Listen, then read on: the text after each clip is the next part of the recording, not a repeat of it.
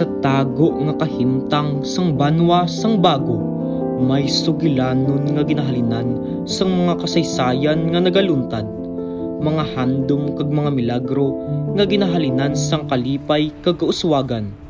Ini nga mga itabo hindi lang para sa isa ka tawo, kundi para sa tanan. Sugilanon sa mga tawo nga may pamatsyag sang tuman nga pagtuo, sang mga hinigugma nga nagapakigbahin sa sagrado nga gahom sang Dios.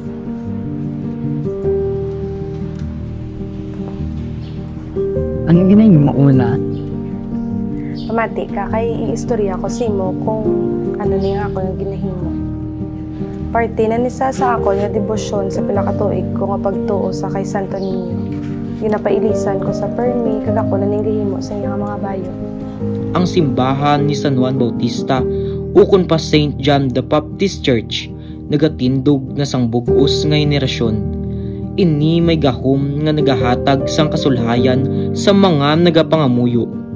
Pero may isa kasagrado nga misteryo nga nagatago diri, ang sugilanon ni Santo Niño, ang estatwa nga nagbag-o sa kadamaan, naghatag sang kalipay kag paglaom sa mga deboto nga nagatuo.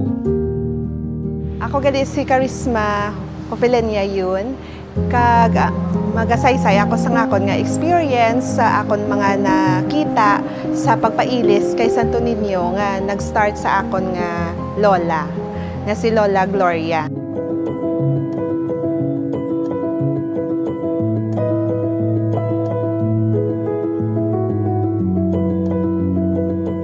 Ako gali si Liam Nino na laonan, isa ka sakristan, no, kon isa ka tagbulig diri sa parokya ni San Juan Bautista diri sa Bago, no. So naga-serbisyo ako diri, no, for almost 11 to 12 years na.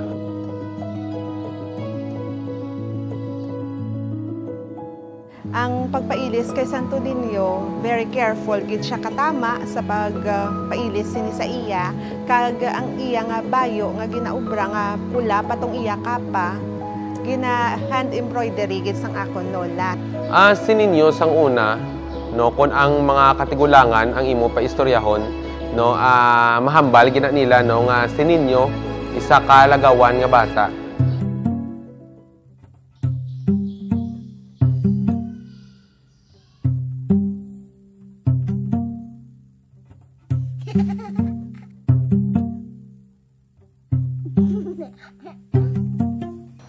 Si Santo Niño ni daw medyo lagawan gini siya katama. Ang basang ako no, lakis magkadto di siya sa ugto kay naga rosary na di sa mo. Is ami gakabatian na siya nga tapak-tapak sang bata, no, mga ang huni sang bata.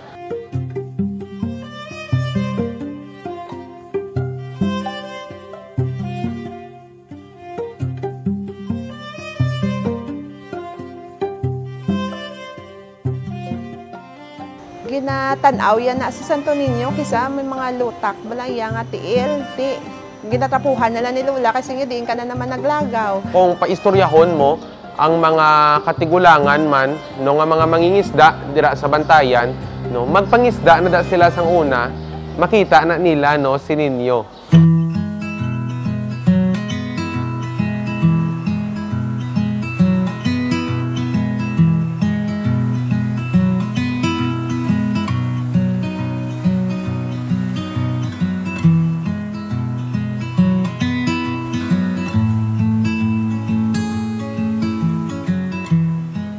Ang sugilanon ni Santo Niño nga ginahalinan sang mga handom, nagapakita sang milagro nga nagbag-o sang kabuhi sang mga tawo sang banwa sang bago. Isa ka imahen nga nagsimbolo sang paglaom, nagadala sang kalinong sa mga nagapangamuyo, nagahatag sang gahom nga magpadayon sa pagtuo bisan pa sa kasakit o kun mga pagsulay sang kabuhi. Ini nga sugilanon sa matuod lang nagapakita sang gahom sang Dios sa tagsa-tagsa nga mga tagipusoon. Kag subong magapadayon kita sa pagtukib sa tuman nga gahom ni Santo Niño nga ang milagro dapat ginaupdan sang pagtuo. No, kag isa man diri no nga na manamon sa history kag sa mga istoryaman sang mga katigulangan, no nga ang mga Moros, no sang una gusto na nila i-invade, no ang Bago.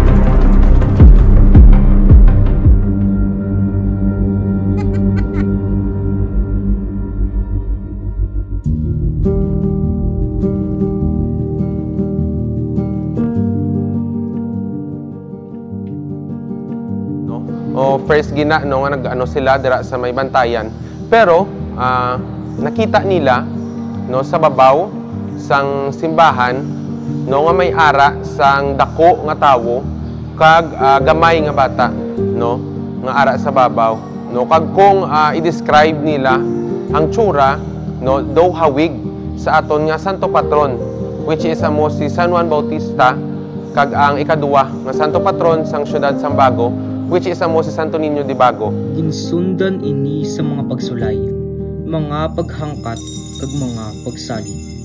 Ang sugilanon ni Santo Niño, sugilanon nga ginatipigan sa mga lumlupyo sa banwa, nagapadayon sa mga misteryo kag milagro nga nagahulag sa palibot sang simbahan. Wala kita nakibalo kung paano nagsugod ang tanan, pero ang istorya nagasugod sa baybay.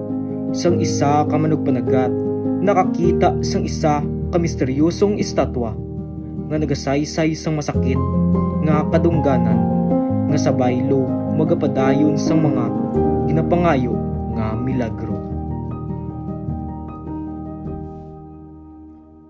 Amo to sana sari nga istorya kag ang mga milagro kag mga hitabo nga nahimo ni Santo Niño sa una.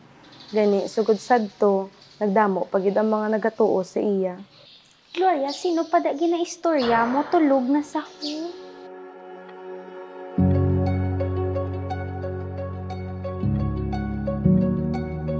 Ang akon lola, nagatigulang na, kag kinahanglan niya naman sang may pasahan. Pero that time, bata pa ko, kag wala man ko talent sa pagpanahi, may nakita na siya nga pasahan niya, si Manong Kenwi. So si Manong Kenwi, nasubong ang caretaker sang Santo Niño, kag ginasupport lang siya namon.